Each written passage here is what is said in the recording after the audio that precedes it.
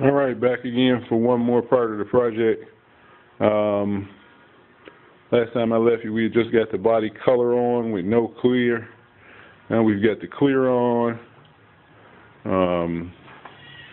Spent yesterday doing some wet sanding across the whole car to get the basic debris out of it that comes from painting the car at home in a garage.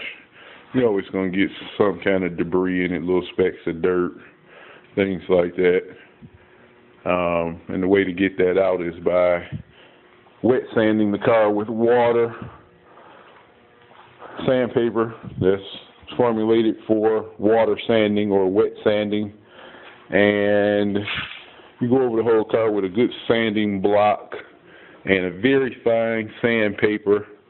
On this one we started out with 1,000 grit and went to 1,200 and then to 1,500 and over the whole thing. So I don't know if you can see it here, but here's a break in between the two areas. This area here of the door we haven't polished out yet. It's still how it looks from after wet sanding it. We're using Meguiar's fine cut as a rubbing compound to really bring the finish out. After that, we'll go over it with a 3M machine glaze. That'll also bring the finish even further out. 3M rubbing compound. We'll go over it with that, and then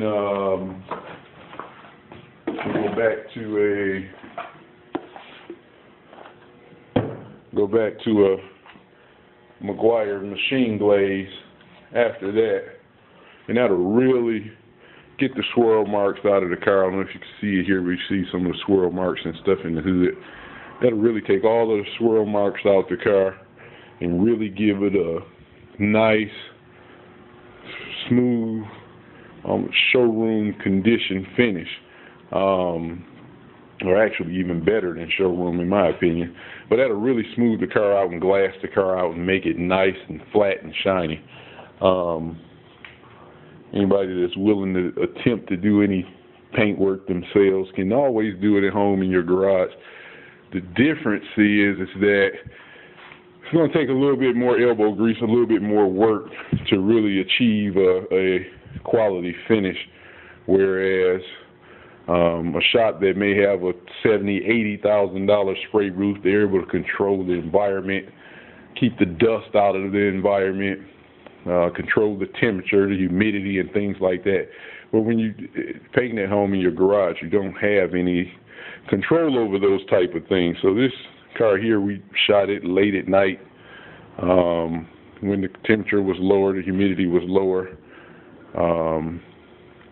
and then did some clearing on it that next day before it got real hot. So you really have to pay attention to the weather and what's going on, and then you have to correct what falls into it by the wet sanding and the polishing out process, and it'll really give you a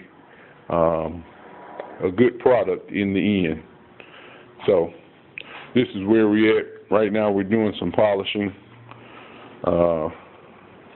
over here on the trunk. We got to get this trunk polished out. We got about half of the car polished out. The whole driver's side has been done. Passenger side we still have yet to do.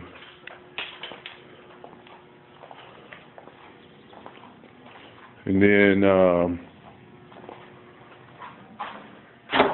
after the polishing is done, I'm gonna start putting some things back together. So we probably got about another 2 hours or so of polishing, and then we start getting the interior and stuff back in, get the red carpet out, get the black carpet in, and start getting all the black interior in, get the trim pieces and stuff back on. Went with everything yellow.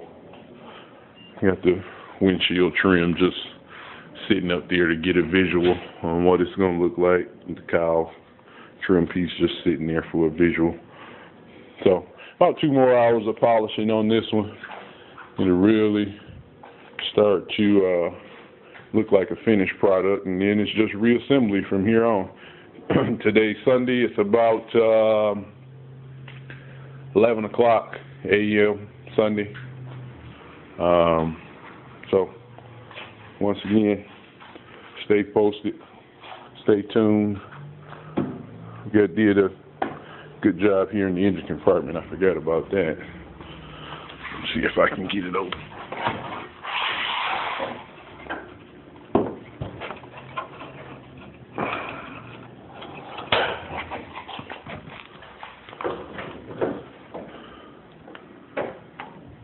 So yeah, we did a lot of little basic masking and taping in here over a few key components, but we ended up with a good shine in the engine compartment. Got that all cleaned up nice and neat, painted up good. I'm happy with it. It's only about as good as it can be without truly taking the whole car apart, taking the front suspension off and all that kind of stuff. We didn't want to go that far with it, so that's what it looks like before we put the motor back in it.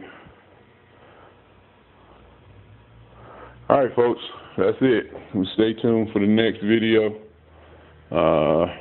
Be on reassembly probably sometime tomorrow. Thanks a lot.